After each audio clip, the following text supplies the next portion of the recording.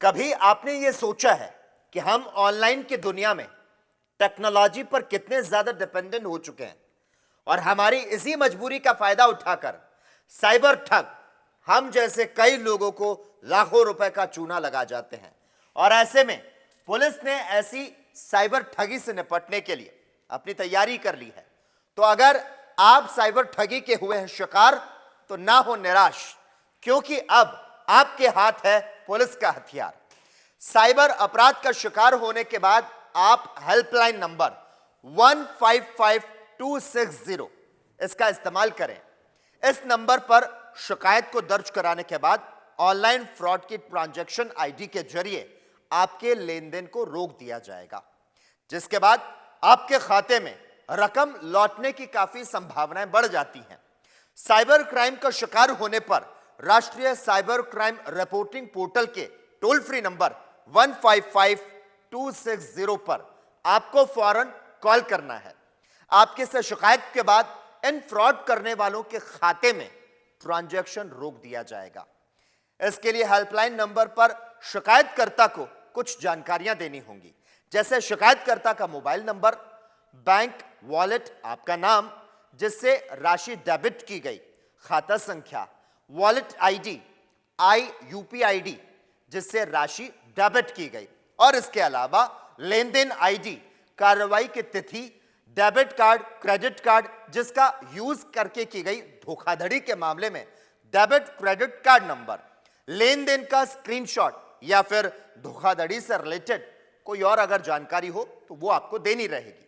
और इसके बाद शिकायतकर्ता को आईडी या रिसिप्ट नंबर मिल पाएगा और हेल्पलाइन नंबर पर धोखाधड़ी की शिकायत करने के बाद आपको एसएमएस या फिर ईमेल के जरिए सिस्टम जनरेटेड लॉगिन आईडी या फिर रिसिप्ट नंबर मिलेगा, और उसको डालते ही आप 24 घंटे में cybercrime.gov.in पर अपनी शिकायत को रजिस्टर करवा सकते हैं। और इसके बाद ऑथराइज्ड पुलिस ऑफिसर ऑनलाइन धोखाधड़ी में शामिल राशि को फ्रिज या फिर ब्लॉक करने के लिए तुरंत जांच करेंगे और संबंधित बैंक ईमेल के साथ साथ या फिर जो वॉलेट है उसको वेरीफाई किया जाएगा और पुलिस बैंक पेमेंट और गेटवे की हेल्प लेते हुए एक्शन लेगी। मुद्दा है जो बैंकिंग फ्रॉड होते हैं, जो किसी भी प्रकार से आपके खाते से पैसा निकाल लिया जाता है, ट्रांजैक्शन करवा लिए जाते हैं कुछ लालच देकर। उस प्रकार की स्थिति में क्या करें, उसके लिए एक बड़ी अच्छी तात्कालिक व्यवस्था है जो बहुत कम लोगों को भी मालूम है। इसमें एमएचए ने एक नंबर जारी किया है। यह नंबर मैं आपको कई बार 2 या 3 बार रिपीट करूंगा, 155260। ये नंबर है 155260, फोन नंबर है ये 155-260। ये नंबर को नोट डाउन करके रखिए। कभी भी किसी भी कारणवश अगर कोई फ्रॉड होता है आपके साथ तो तत्काल इस नंबर पर फोन लगाइए, उस रजिस्टर्ड नंबर से जो रजिस्टर्ड नंबर बैंकिंग के ट्रांजैक्शन के लिए आपने रजिस्टर्ड किया हुआ है, उस नंबर से आप फोन लगाएंगे तभी काम हो पाएगा। ये आवश्यक है, ध्यान रखिए कि आपको जो आपका फोन मोबाइल नंबर है या जो भी आपका फोन नंबर है जो बैंकिंग के ट्रांजैक्शन के लिए, किसी भी प्रकार के बैंकिंग ट्रांजैक्शन के लिए रजिस्टर्ड है, उस नंबर से आप ये 155260 नंबर पर फोन लगाइए। आप वो फोन आप बताएंगे तो आपसे कुछ उस जानकारियां ली जाएंगी, जैसे आपका नाम, आपका फोन नंबर, बैंक खाता, कार्ड नंबर, वॉलेट जिसमें पैसे गए हैं, वॉलेट जिससे कटे हैं, जिसमें गया है, आदि इत्यादि। वो जानकारी आप बता सकते हैं। पिन वगैरह आप बिल्कुल मत बताइए, क्योंकि इस तरह के नंबर का कोई दूसरा झांसा देके आपसे पिन वगैरह भी पूछ सकता है। तो एक तो ये नंबर आप विशेष रूप से ध्यान रखिए। जब आप ये बता देंगे तो ये व्यवस्था इस प्रकार से की गई है एमएचए द्वारा, जिसमें जो राष्ट्रीय साइबर क्राइम ब्यूरो है वो, और जितने भी बैंकिंग पोर्टल हैं इंक्लूडिंग रिजर्व बैंक, सारे बैंक्स, सारे जितने भी यूपीआई हैं, जितने भी ये फाइनेंशियल ट्रांजैक्शन के पोर्टल हैं, ये सब इससे जुड़े हुए हैं।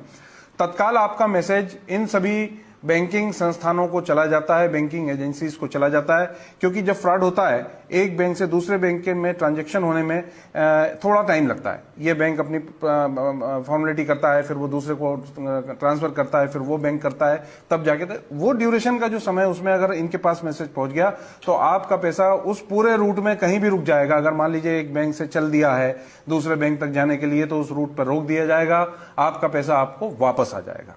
मैं आपकी जानकारी में रखना चाहूंगा कि इस नंबर के आने से करोड़ों रुपए वापस कराए गए हैं एमएचए द्वारा और साइबर पुलिस द्वारा। करोड़ों रुपए वापस हुए हैं। लोगों को ये मालूम नहीं है।